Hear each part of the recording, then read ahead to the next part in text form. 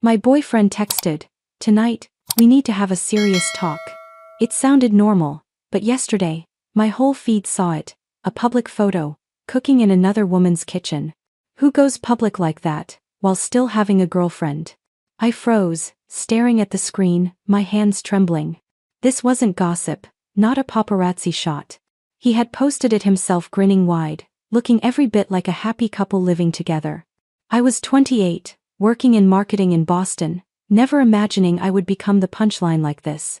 After all the years we'd been together, I had trusted that he would at least keep the bare minimum of respect. Yet with a single photo, every boundary shattered. I didn't know what was more chilling, that he disrespected my feelings so blatantly in front of everyone, or that she stood there, letting him play house in her kitchen. And now, after all that, he texted me as if nothing happened. So what exactly did he plan to say tonight? I had known Ethan for 2 years. In those 2 years, if anyone asked, I would smile and say I had found a decent man, thoughtful, steady. His family seemed to like me, too. Once, his mother even told me, "You're good for his career." Hearing that gave me reassurance. I thought I was on the right path, that one day we would build a home of our own. But everything began to crack from something that seemed small. One evening, Ethan came home, dropped his bag on the table, and casually said, "Oh, Maya texted me. She's in trouble with her roommate. The girl suddenly moved out, and now Maya can't afford the rent." I was about to ask if he wanted me to share a roommate ad online or reach out to friends. But before I could speak, he continued, as if presenting the most reasonable solution in the world, "I'll move in with Maya for a few weeks, help split the rent. Once she finds someone new, I'll come back." I looked up at him, thinking I misheard. "Ethan, you're joking, right?" He frowned, shook his head. "No, I'm serious. She's stuck. What else can she do?" I was too stunned to react. "You think moving in with another woman while having a girlfriend is normal?"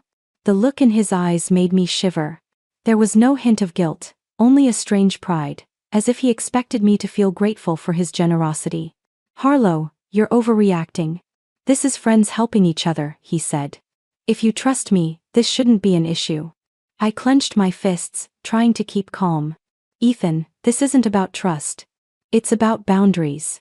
Friends can help in many ways, find a new tenant, lend money short-term, even cover some costs. But you deciding to move in with her, no couple sees that as normal." He shrugged, a mocking edge in his tone. "You're always talking about boundaries. I think you're being selfish. Maya needs support, and all you care about is your own feelings." That word "selfish" cut straight into my chest. I had grown used to him twisting situations whenever we disagreed, but this time, the way he painted me as the villain hurt and enraged me. I asked directly, "Do you ever think about how I feel? That I'd have to watch my boyfriend move in with another woman and convince myself to trust you every night?" Ethan leaned back, arms crossed, looking at me like a teacher scolding a slow student. "The problem is you don't have enough trust. If you truly trusted me, it wouldn't matter where I was or who I was with." I jumped up, pacing the living room. Memories flooded back, all the times I had compromised, stepped back to keep the peace. And now, when I drew a simple line, I was branded selfish and insecure. "Ethan, stop twisting this. It's not about trust. It's about you not respecting me or this relationship when you make a decision you know will hurt me." He pressed his lips, then smirked. "You're trying to dictate what I do again. You want to forbid me from helping my friend. Don't you see how unreasonable you sound?"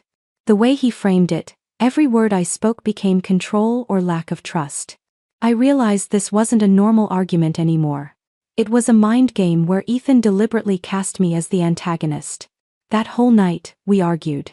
I laid out every option: roommate apps, real estate services, even offering Maya a few $100s myself to tide her over.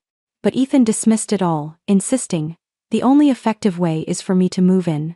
Why does it have to be you? Why can't Maya find someone else, or take responsibility for her own life?" The more I thought about it, the more uneasy I felt. Maya wasn't helpless. She had a steady job, a degree, a wide circle of friends. Yet Ethan painted her as a helpless victim to justify his choice. "So, out of all the options, you chose the one that hurts me most. And you expect me to applaud you for it?" He stared back at me, his eyes so unfamiliar I shuddered. Maybe I had never truly known him. That Friday, Ethan said he'd go to Maya's to help her set up the empty room for a new tenant. He said he might be home late, and even though I felt uneasy, I decided not to argue further. I thought, let him act, and the truth will show itself. The next morning, as I woke up, my phone buzzed. A message popped up. A photo of Ethan lying in bed, a shirtless selfie, his face smug. The caption was short, but enough to make my blood boil. Trust is everything. I had expected a text saying, I'm sorry I'm late, I didn't mean to worry you. Instead, he deliberately sent me that picture, a punch straight to my trust and self-respect. I called immediately. He picked up so fast it felt like he had been waiting. Ethan, what are you doing? My voice shook with rage. He laughed, the sound light, as if nothing mattered. Harlow, I wanted to be transparent. You always say I should be honest, right? Now you see exactly where I am and what I'm doing. What could be clearer? Transparent? Sending your girlfriend a photo of yourself in another woman's bed and calling that transparency? Do you realize how insulting this is? I snapped. You're overreacting. If you trust me, this isn't a problem. I gripped the phone, feeling like I was talking to someone who thrived on twisting truth into lies. Ethan wasn't apologetic at all. He was enjoying my torment, as if this was all some test. I hung up, slammed the phone on the table. I told myself I needed space to breathe, to keep from exploding in my tiny apartment. But minutes later, Messenger lit up. The sender wasn't Ethan, but Maya. Her message was short: if you want to keep Ethan, grow up. Men can't stand weak, clingy girls. Don't make him choose, because the result will never be in your favor. I had never spoken to Maya before. She had no right to interfere in my relationship. Yet here she was, speaking like an insider. Even sitting on a throne, passing judgment. I typed out each word, Maya, who do you think you are? But then I erased it, didn't send. I knew that was exactly what they wanted, to see me angry, to see me lose control. I sat frozen, replaying every piece of the past weeks. Ethan told me Maya was stuck because her roommate moved out. Ethan insisted only he could help. And now, Maya was messaging me in the tone of a co-conspirator, as if they had plotted together to humiliate me. The phone buzzed again. This time, it was Ethan. His voice was light, like a passing breeze. I know Maya texted you. She cares. Don't be so harsh. I let out a dry laugh. Care? A woman messages her roommate's girlfriend, calls her weak, and that's care. Ethan, do you even hear yourself? He changed tone, flat and rehearsed like a memorized lesson. The problem isn't Maya. The problem is you. You're too sensitive. If you were more mature, none of this would have happened. That phrase, the problem is you, cut like a knife. He was bending reality, turning me into the villain in my own relationship. That night, I sat by the window, streetlights spilling through the glass. I thought back to when we first met, when Ethan took me to little restaurants, telling me about his career dreams, and I believed in that version of him. But now, everything had warped into a psychological game, where he and Maya joined forces to push me into a dark corner. Anger burned, pain lingered, but I knew if I stayed silent, they would think they had won. And in that moment, I decided I would not be the victim anymore. That evening, I arrived at the restaurant 15 minutes early. Golden light fell across the wooden table, the smell of roasted coffee mixed with a hint of wine. I tried to imagine what Ethan would say. For a second, I wanted to believe he would apologize, that his actions were a stupid impulse. Ethan walked in, moving casually as if nothing had happened. He pulled out a chair across from me, gave a faint smile, the same smile that once felt warm but now chilled me to the bone. Thank you for coming. I think we need a mature conversation. Ethan began, calm, like a professor about to lecture.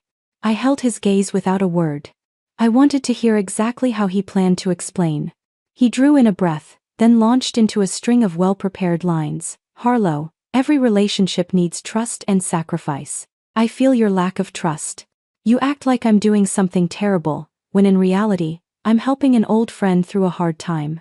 If you handled this with more composure, you'd understand this is normal. Normal? You sleep over at her place, send your girlfriend a shirtless picture, and call that normal. Ethan raised his brows, his face calm to the point of arrogance. That was me being transparent. I didn't want to hide anything. You should feel secure that I'm willing to be open. I stared into his eyes, searching for remorse, but all I saw was smugness. So what did you call me here for today? Ethan placed his hands together on the table, leaned forward. To make it clear, I'm moving in with Maya. That's my decision. She needs me, and I can't turn my back on a friend because you're uncomfortable. My chest tightened, but I forced my voice steady. So no matter how I feel, you've already decided. Yes, this is what I have to do. If you truly love me, you'll understand. I tilted my head, speaking clearly, and what if I made the same choice? If a male friend of mine lost his place and I decided to move in with him for a few weeks, Ethan, would you accept that? He gave a sharp laugh, dripping with contempt. Harlow, that's a false comparison. Completely different. Different how? I didn't break eye contact. He waved a hand, his tone harsher. Because I trust you. I wouldn't feel threatened if you had male friends. But my situation is necessary. Maya has no one else. Ethan wasn't blind. He wasn't too kind or manipulated. He knew exactly what he was doing. The so-called helping a friend was a cover. What he wanted was control, the power to redefine right and wrong, to paint me as controlling and immature. I leaned back, exhaled slowly. Everything was clear as daylight. Ethan, what you really want is to control me. You want to force me into choosing between my self-respect and staying with you. He frowned, his voice hissing. You always turn everything into a problem. It's impossible to talk to you. Impossible, because you never actually want to listen. I left the restaurant that night with a different state of mind. No more explosive anger, no more desperate arguing to prove I was right. I understood that debating with Ethan only drained me. He didn't seek understanding. He wanted me trapped in his game. So I wouldn't react anymore. I would be silent. But not submissive, the kind of silence laced with sweetness and irony, the kind that would make him stumble. That night, Ethan texted, I bought an extra small suitcase. I'll start packing tomorrow. I looked at the message, lips curling. Before, I would have written a long reply, full of questions and accusations. But this time, I typed quickly, that's great. Don't forget to bring an extra toothbrush for Maya, so she won't think you're unprepared. Seconds later, my phone rang. Ethan's voice betrayed his unease. Harlow, what do you mean by that? I feigned surprise. Mean what? I'm supporting you. Roommates should have personal items, right? I pictured his face tightening, struggling to frame a response. He was used to me yelling, crying, or arguing. But this softness threw him off balance. Stop being sarcastic, he muttered, irritated. I smiled faintly, but kept my tone sweet. Who said I was being sarcastic? I genuinely wish you and Maya happiness. Ethan exhaled sharply, then scrambled to change the subject. I'm doing this for you, Harlow. To prove I have nothing to hide. I know, I replied softly, and I truly appreciate that transparency. Ethan wanted me to explode. He needed me angry to keep his narrative alive. Harlow controlling, Harlow immature. When I didn't follow the script, he lost his footing. The next day, I made sure to act unusually cheerful. Ethan sent a photo of packed cardboard boxes. I replied, wrap your shirts carefully. Maya will probably love seeing you tidy. He texted back a question mark. I added, I'm only encouraging you. Later, he sent a picture of his dismantled desk. I wrote, don't forget the desk lamp. Maya might need extra light when the two of you stay up late working. I could imagine his scowl reading those words. He wanted me to fight, and instead I doused him with calm mockery. That evening, when Ethan called, I answered in an unusually cheerful tone. You seem different. Why aren't you angry? Angry for what? You've already decided.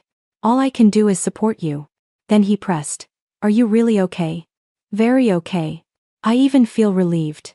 That answer rattled him further. I knew I had struck the nerve. Ethan thrived on controlling my emotions. Without that, he would have to face himself. In the days that followed, I stopped arguing, stopped trying to reason. I replied to every message with sweet, cutting support. I bet Maya cooks wonderfully. Don't forget to compliment her. And buy flowers for the living room. Every woman loves a man who pays attention to details. Ethan grew impatient. He called nonstop, his voice a mix of anger and worry. "What game are you playing, Harlow?" I answered gently, "No game at all. I'm simply learning to be mature, just like you and Maya advised." At that moment, I heard his breath hitch, as if he couldn't swallow his own words. If he saw everything as some elaborate game of control, then I would change the rules. The name Cole came to mind on a Tuesday morning. Cole had been a college classmate, now an architect in Boston. Back then, he liked me, but I turned him down because I had started dating Ethan. Still, we kept a distant friendship, occasionally sending each other birthday wishes on Facebook. I sent Cole a short message. "Do you have time for coffee? I need to talk." Not even 10 minutes later, Cole replied, "Sure. When do you want to meet?" We arranged to meet at a quiet cafe downtown.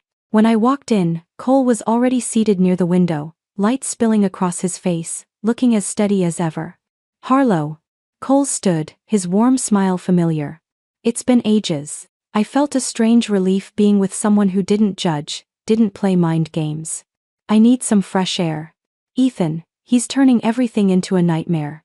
I gave him a quick rundown. Ethan moving into Maya's place, the shameless photos, the speeches about trust and maturity. When I mentioned Maya's mocking message, my voice caught. Cole tightened his grip on his coffee cup, his eyes darkening. "I can't believe this. What kind of man thinks that's normal?" I gave a bitter smile. "Ethan called me selfish for not supporting him." "No, Harlow. He's the selfish one. And he's a fool if he thinks you'd accept it." That simple statement felt like a lifeline. For the first time, I heard a voice affirming that I wasn't crazy, not immature. When we left, Cole suggested a selfie to mark our reunion. I agreed. In the photo, we smiled naturally, afternoon light streaming through the window behind us. I posted it straight to my Instagram story with the caption, "Feels good to be around someone who respects boundaries." 10 minutes later, my phone buzzed nonstop. Ethan called. I didn't answer. He called again. And again. I let it ring. Then the texts poured in. "Where are you? Who is that man? What are you trying to pull, Harlow?" I laughed. So many nights I had cried over his provocations, and now he was the one unraveling. Finally, I picked up. His voice seethed with rage. "What the hell do you think you're doing?" I answered calmly, "Just having coffee. An old friend." I didn't hide anything. "You always said friendships with the opposite sex are fine, as long as it's transparent. Right?" I heard his teeth grinding. "You're retaliating." "No. I'm learning, like you said." Ethan inhaled sharply, trying to choke back fury. Then his voice dropped, each word clipped. "Harlow, don't push me." I looked out the cafe window at the busy street, feeling strangely at peace. "Test you. You set these terms. I'm only playing by your rules." I hung up before he could reply. All evening, my phone lit up with his messages. Sometimes pleading, "I want you to trust me." Sometimes blaming, "You're destroying this relationship." I read them but didn't reply. Instead, I texted Cole a thank you. "Talking with you today made me feel lighter." He replied almost instantly, "Anytime. You deserve respect." And then Ethan moved in with Maya on a rainy weekend in Boston. I looked at the messages he sent, photos of boxes and suitcases, his bland lines about how reasonable it all was, and I felt a chill. But I no longer let those images dictate my emotions. I knew, to wreck the script he had written, I needed a different path. And that path had Cole's name on it. Cole didn't pry. He simply showed up when I needed him. We wandered through the weekend farmer's market, past stalls of chrysanthemums, red apples, and jars of honey gleaming in the sun. I laughed as he handed me a bag of cherry tomatoes, saying, "Try these, they're sweet." My phone buzzed relentlessly. Ethan called, again and again. I ignored it. Texts piled in. "Who are you with? Harlow, answer me. You think this is right?" I set my phone face down on the wooden table, smiling at Cole. "You're right, these tomatoes are sweet." Cole smiled gently, eyes warm, asking nothing more. The next day, we went to an art exhibit. Abstract paintings lined the walls, soft lights tracing each stroke. Cole stood beside me, tilting his head slightly.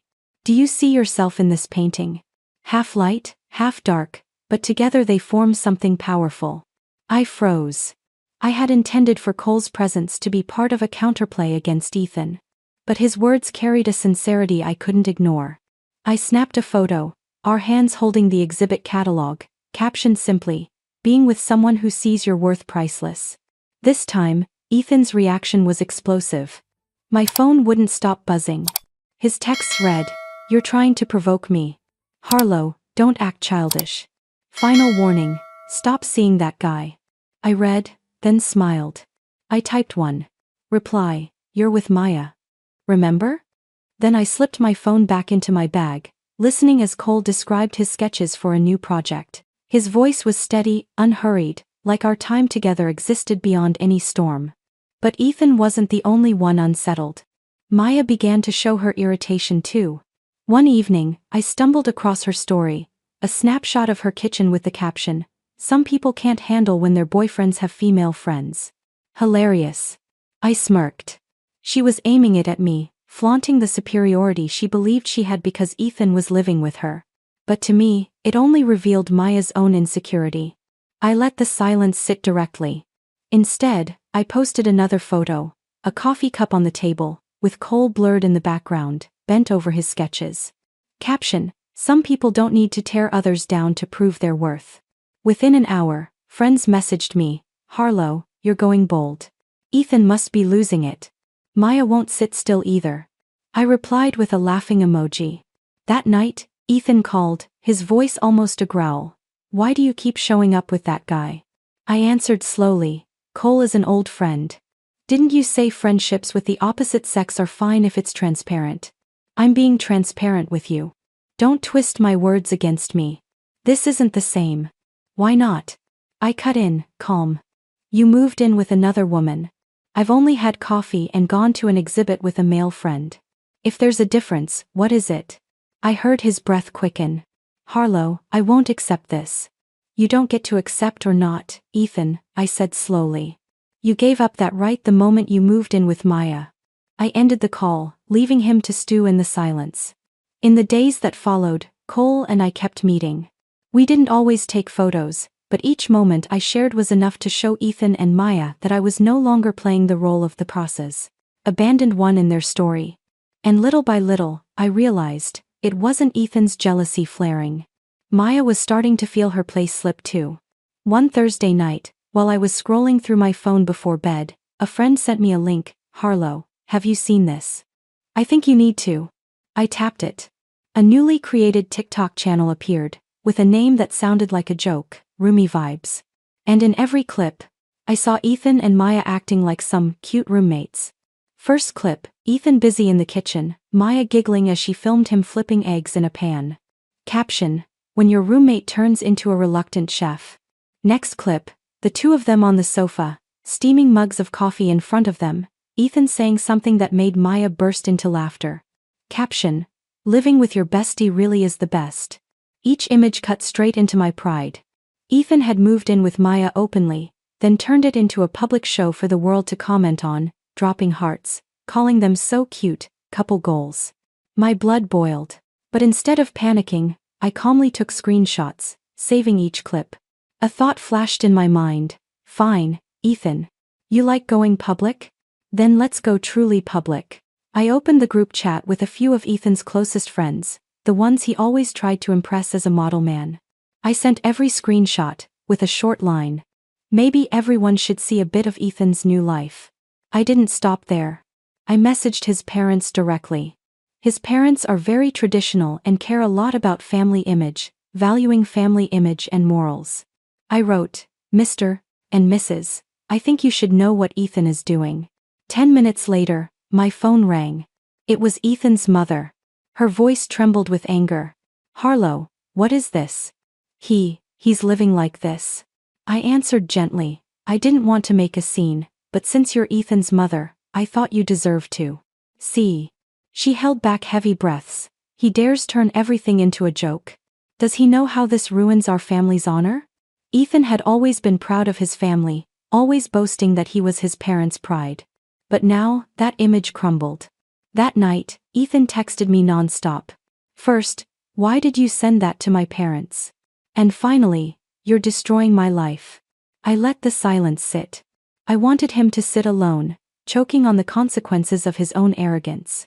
The next morning, I got a call from one of Ethan's friends, a guy named Ryan. His tone was part angry, part mocking. "Harlow, he's lost all face. Last night the whole group watched the clips, nobody could believe it. How does Ethan plan to live when he's turned himself into a public clown?" I chuckled softly, maybe he thought he was playing the hero. Ryan scoffed. "Hero? All we saw was a fool." That afternoon, Ethan called. This time his voice wasn't furious, but shaken. "Harlow, you know what my parents think now. They're shocked. They said I've embarrassed the family." I answered quietly, "I only showed them the truth you tried to hide." "Ethan, you posted those clips, not me." He tried to steady himself. "You don't understand. They'll never see me the same again. You know I can't stand being looked down on." "Then maybe you should have thought of that before putting yourself in that position." On the other end, Ethan sighed heavily. I heard the strain in every breath. He had always been obsessed with being the successful, respectable son, and now his own parents were demanding, "What are you doing with your life? You've turned a joke into reality." I could picture him in Maya's apartment, phone buzzing with messages from parents and friends, his once confident face twisted in shame. To Ethan, losing face with me wasn't enough. But losing credibility with his family, that was the real blow. I chose the Italian restaurant on Charles Street, the place tied to so many memories with Ethan. He used to bring me there for birthdays, anniversaries. But recently, I'd learned he had taken Maya there, too, turning what once was ours into a stage for their cute roommate life. That's why I chose this very spot for my plan. Cole and I arrived early.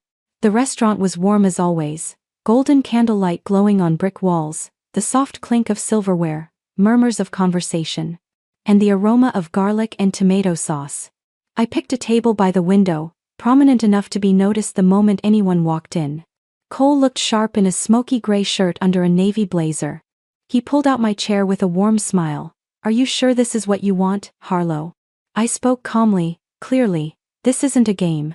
This is how I show him I'm not the silent one anymore." We ordered wine. Cole spoke lightly, sharing stories from his architecture firm, making me laugh softly now and then. Everything between us felt natural, unforced. About half an hour later, the wooden door opened. I glanced up. Ethan walked in with Maya. She wore a tight red dress with matching lipstick, her arm hooked through his like a claim. Ethan wore the gray blazer I had once picked out for him. The moment his eyes met mine, his smile froze. I didn't look away. My gaze stayed steady on them, cold and confident. Maya leaned in, whispering low enough for only Ethan, but I read her lips. "What game is she playing?" Ethan gave a small nod, trying to keep his face neutral. But I noticed his grip tightening on Maya's arm, a reflex to hold steady. Right then, Cole took my hand. A firm, open gesture. I didn't pull away. Instead, I smiled at him, as if the world had shrunk to the two of us. Ethan faltered for a second, then pulled Maya deeper inside. His back stiff, each step heavy. In the wall's reflection, I caught him glancing back. His eyes were unsettled, as if he couldn't believe I sat there, glowing beside another man. Cole leaned closer, his deep voice pitched enough for Ethan to hear. "Your smile is beautiful, Harlow. I think tonight will be wonderful." I answered softly, "I think so too." Maya shifted uneasily. She looked back again, her stare sharp, probing. Maybe she realized what she once dismissed my silence had become a challenge. Through dinner, I didn't need many words. Just touches of my hand, my laughter at Cole's stories, my calm glance toward their table. Each small gesture made Ethan restless. He sat stiff, pretending to converse with Maya, but his shoulders never relaxed. Maya, though, kept sneaking looks. When Cole refilled my glass, she bit her lip. When I laughed, she frowned. I didn't need to win right there. It was my composure, my quiet confidence, that struck hardest. Ethan was used to me arguing, crying. Now I was unshaken before him. That loss of control was his undoing. When we stood to leave, I made sure to pass their table. Cole's hand held mine firmly. I gave a small smile, nodding politely. "Tonight's been wonderful. Enjoy your meal." Ethan opened his mouth, but the words caught in his throat. Maya turned away, her eyes flashing irritation. As Cole and I reached the cashier, I heard Ethan's voice behind me, urgent, Harlow, wait. We need to talk. I stopped. The whole restaurant turned, eyes curious. Ethan stepped closer, Maya trailing, her heels clicking against the wood. What are you doing? Trying to humiliate me in front of everyone? My voice carried clear, steady, for all to hear. You wanted to test me, Ethan. You've already lost. A few diners set down their forks, listening. Ethan froze, lips pressed tight. Maya stood behind him, her face rigid, eyes like knives. I stepped forward, calm even to myself. No one calls moving into another woman's home help. That's an excuse. A cheap excuse. Maya's mouth fell open, as if she wanted to object, but no words came out. I turned to her, my voice cold and clear. He isn't protecting you, he's using the situation to prop up his ego. The restaurant buzzed with murmurs. I caught the eyes of a few nearby diners, surprised at first, then pitying me, and finally looking at Ethan with contempt. Maya's face drained of color. She clutched Ethan's sleeve like she was searching for an anchor. Ethan shifted, trying to maintain his composure, but beads of sweat dotted his forehead. He lowered his voice, Harlow, don't make a scene here. We can talk privately. I shook my head, steady. You chose to make it public, Ethan. You filmed, you posted on TikTok, you turned your private life into cheap entertainment. So today the truth will be public too. Cole stood beside me, silent but unwavering.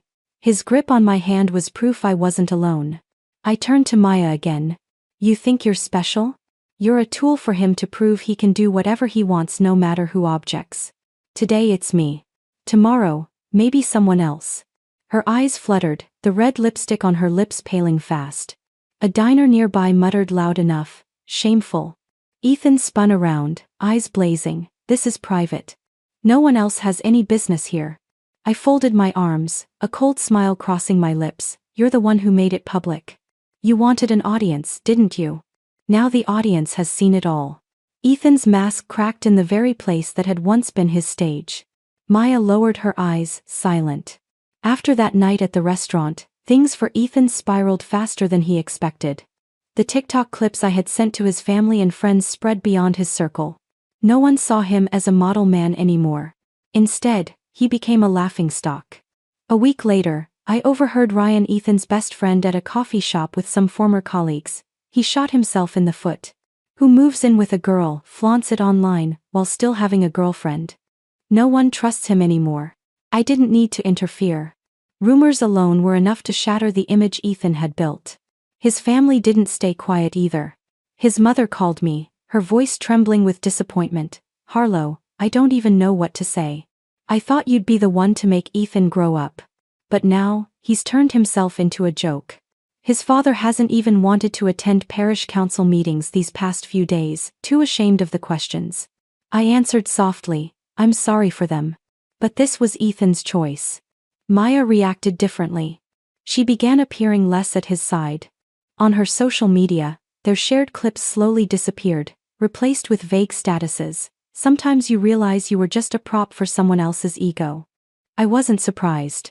Maya had thought she held the advantage, but now, with Ethan's reputation in ruins, she saw she had gained nothing but gossip. One afternoon, Ethan came to my door. He stood outside my apartment, stripped of his former confidence. His shirt wrinkled, eyes sunken, hair disheveled. He knocked, his voice hoarse, Harlow, please give me a few minutes. I opened the door but blocked the frame, not letting him in. What do you want? Ethan raised a hand, then dropped it, fumbling. I was wrong. Everything I did, I thought it made me look strong. But really, I lost everything that mattered. Friends gone, family disappointed. Even Maya, slipping away. I realized the only person who ever truly stood by me was you. Harlow. My eyes held no anger now, only weariness and cold clarity. Ethan, you think a few apologies will erase everything? He stepped forward half a pace, his voice desperate. One more chance. I'll cut Maya off, start over, prove I cut in, sharp and firm. You have no place in my life anymore. The words sliced through him. He froze, lips trembling, speechless. I went on. Everything you tried to prove only showed you're a coward, always needing someone else to parade your ego. I've had enough. His eyes reddened, his breath uneven. But this time, I didn't falter. I continued, my tone calm. Oh, by the way, I'm going to Italy. Ethan's brow furrowed, startled. Italy. With who? With Cole. The trip's been planned. A week in Tuscany. It hit him like a punch to the gut. He staggered back half a step, eyes wide. You're going with him? Yes. With someone who respects, who listens, who doesn't turn love into a test. In that instant, I saw Ethan break. His mouth opened, but the only word that came out was fractured. Harlow. I shook my head lightly. Goodbye, Ethan. Then I shut the door. The soft click of it closed like a heavy punctuation mark, sealing off the years I had wasted on him. Tuscany welcomed us with skies of deep blue and rolling hills stretching endlessly. I had never thought I would be in Italy at this point in life even weeks earlier. I couldn't imagine having the courage to let go of the burdens that bound me for 2 years. Yet here I was, in a small hotel room in Florence, standing on the balcony overlooking a city glowing gold at night. A glass of red Chianti shimmered in my hand, its scent drifting in the air. Beside me, Cole leaned against the railing, dark hair falling across his forehead, his eyes gentle yet warm. He turned, smiling. What are you thinking, Harlow? I sipped the wine, the tannins lingering on my tongue, then answered softly, I'm thinking, maybe I don't need to shout that I've won. Sometimes, living better is the clearest answer. Cole nodded slightly, his eyes agreeing without words. His hand covered mine, not possessive, but steady. I looked up at Florence's night sky. Music floated from the nearby Square Street musicians playing guitar, their voices carried by the breeze. Lights shimmered across red-tiled roofs of ancient houses. I remembered Boston nights, waiting anxiously for Ethan's texts. The distance between those worlds was only weeks, but it felt like a lifetime. You know, I said slowly to Cole, Ethan once told me love was a test of trust. But really, it was an excuse for control. Cole listened quietly. I went on, stronger. I used to think I had to prove, to argue, to defend my boundaries with words. But in the end, I realized the best way was to leave his board entirely. To write my own rules. Cole squeezed my hand, his voice deep and warm. You did it. And I believe from now on, you'll never have to play in anyone's game again. A night breeze swept by, carrying lavender from distant gardens. I closed my eyes, letting it run through my hair, my heart light as if I'd set down a lifelong weight. For a moment, Ethan's image flashed confused, panicked, begging. But it no longer hurt. It was proof I had escaped. I turned to Cole, peace shining in my eyes. I don't need to declare anything. I don't need to scream about revenge. Because this happiness right now is already the sharpest blow. Cole smiled, lifted his glass, and clinked it gently against mine. Then here's to new rules. The soft chime of glass blended with our quiet laughter. I gazed out. Florence unfolded like an oil painting, cobblestone streets winding, old rooftops glowing under the moon. In that moment, I understood the message of my journey. When someone tries to test your limits, never let them dictate the rules. Don't waste time arguing in their spiral. The only way to win is to step out of the game and write your own rules. I stood on that balcony in Florence, the night wind carrying away the last bitterness. I knew the peace I held now was the most powerful answer to anyone who had tried to make me their pawn. But what about you? If you were in my place with a partner publicly testing your boundaries, and a third person intruding, would you stay silent and endure, or step off their board and write your own rules? Everyone faces it differently, and I believe this story will spark thoughts for you.